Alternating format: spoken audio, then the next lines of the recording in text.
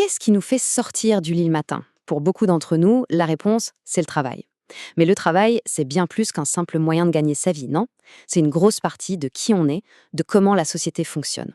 Alors, d'un point de vue économique, qu'est-ce qui se cache vraiment derrière tout ça? C'est ce qu'on va explorer ensemble aujourd'hui. La question de base, c'est pourquoi est-ce qu'on travaille? La première réponse qui vient à l'esprit, évidemment, c'est pour payer les factures. C'est le côté pratique. Mais si on va un peu plus loin, la question est beaucoup plus vaste. Et les économistes, eux, ont une vision de la chose qui nous ramène aux origines de l'humanité. Et voilà, c'est ça l'essence du travail. D'après l'économiste Jean Fourastier, c'est notre effort à tous pour, en quelque sorte, modeler la nature pour qu'elle réponde à nos besoins. C'est vraiment le moteur de toute l'économie. Mais comment on organise tout ça? Comment on décide de la valeur d'un travail? Pour piger ça, on doit jeter un œil aux grandes théories économiques. Alors, commençons par le début, avec le modèle le plus simple qui soit, celui des économistes qu'on appelle classique. Pour eux, le marché du travail, c'est un marché comme les autres. Imaginez un marché, un vrai, avec des étals de fruits et légumes. D'un côté, vous avez les vendeurs qui proposent leurs pommes, de l'autre, les acheteurs qui veulent le meilleur prix. Eh bien, pour les économistes néoclassiques, le marché du travail, c'est exactement ça. Les travailleurs, c'est nous, on offre notre force de travail, nos compétences, et les entreprises, elles cherchent à acheter ce travail. Ok, alors comment ça fonctionne concrètement? D'un côté, il y a l'offre de travail. Ça, c'est nous, les gens qui cherchent un emploi. La logique est assez simple. Plus un job est bien payé, plus il y a de monde qui veut le faire. La courbe de l'offre, elle monte. Et de l'autre côté, il y a la demande de travail. Ça, ce sont les entreprises. Pour elles, c'est tout l'inverse. Plus les salaires sont hauts, plus ça leur coûte cher, donc moins elles ont envie d'embaucher. La courbe de la demande, elle, descend. Et c'est là, selon cette théorie, que la fameuse magie du marché opère. Pile à l'endroit où les deux courbes se croisent, on trouve ce qu'on appelle le point d'équilibre. C'est le salaire parfait où il y a exactement autant de gens qui veulent travailler que d'entreprises qui veulent embaucher. Résultat, pas de chômage, pas de manque de main-d'œuvre. Un monde parfait. C'est simple, c'est élégant. En théorie.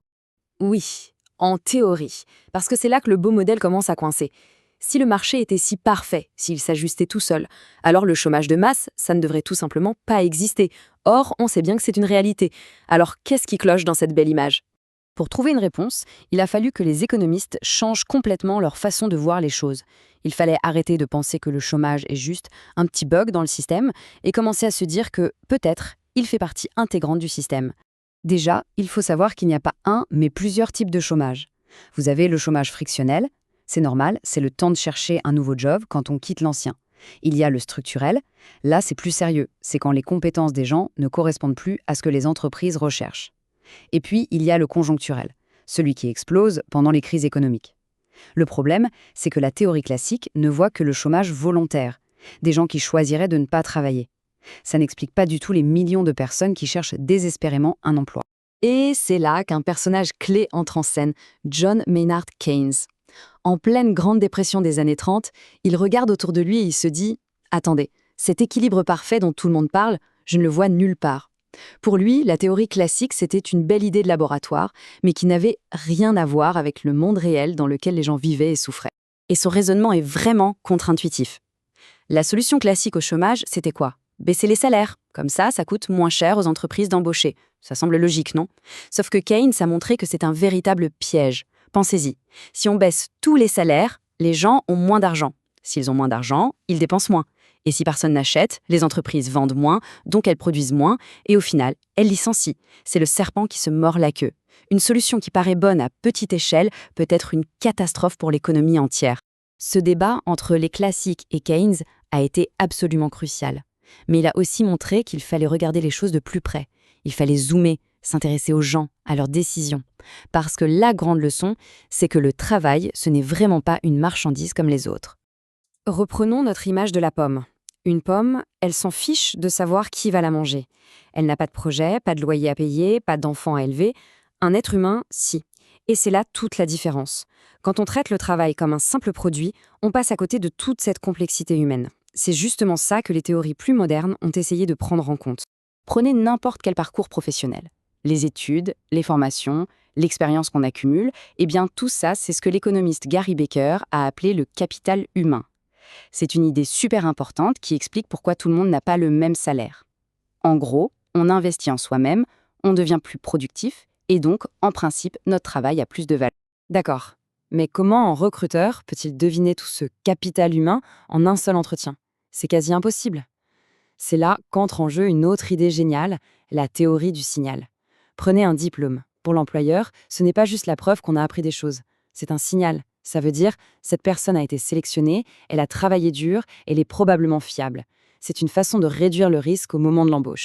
Et puis, il faut parler de pouvoir. Le marché du travail n'est pas toujours un lieu où tout le monde est à égalité. Le modèle des insiders-outsiders l'explique très bien. Les insiders, ce sont ceux qui ont déjà un job. L'entreprise a investi sur eux, les a formés, les remplacer, ça coûte cher. Ça leur donne un pouvoir pour négocier leur salaire. Et ça peut créer une sorte de barrière pour les outsiders, les chômeurs, qui sont à l'extérieur et qui seraient prêts à travailler même pour moins cher. Ok, donc toutes ces théories nous éclairent sur les différences de salaire, le chômage, mais elles nous poussent aussi vers une question beaucoup plus sensible, la question de la justice.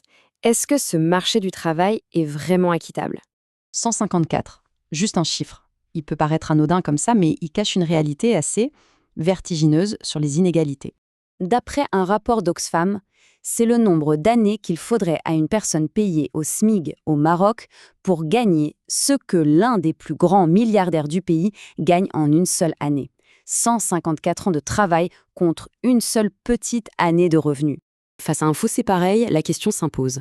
Est-ce que tout ça peut s'expliquer uniquement par les compétences, le talent, les forces du marché, ou est-ce qu'il y a autre chose qui entre en jeu? Des choses comme l'origine sociale, le genre, ou tout simplement des préjugés. Pour tenter d'expliquer la discrimination, l'économie propose deux pistes principales.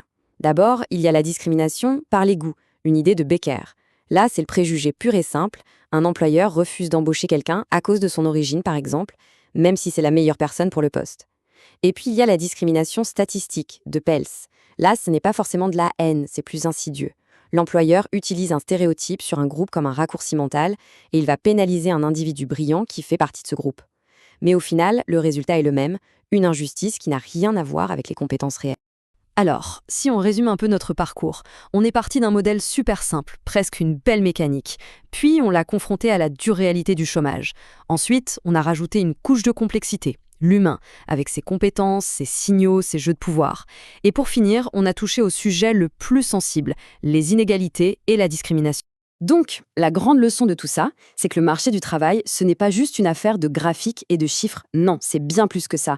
C'est une véritable arène sociale, un lieu où la psychologie des gens, les rapports de force et les préjugés sont au moins aussi importants que les lois de l'offre et de la demande.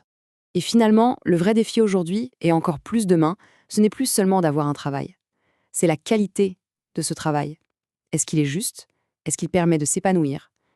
Toute cette exploration nous montre qu'il existe des leviers, à la fois économiques et sociaux, pour essayer de bâtir un futur du travail qui ne soit pas seulement productif, mais aussi un peu plus humain, un peu plus juste.